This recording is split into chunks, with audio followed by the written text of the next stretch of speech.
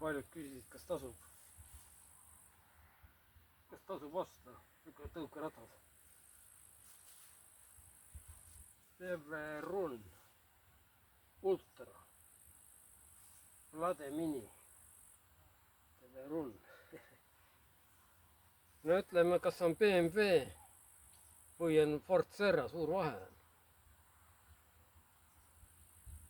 Mõnel küll Ford Serraga ka sõita. Ta vähemalt ei lagune nii kiiresti. Saad hooaja ära sõita. Ma kardan mingi 2-3 tuhat kilomeetrit ilma remondita. Vabaks saama. Mis siin lähevad, on kummid võib-olla. Vaatad ketsi olla. Kumm maksab 35 eurot. 30, 35 või 30. Ega see muud eriti ei lähe.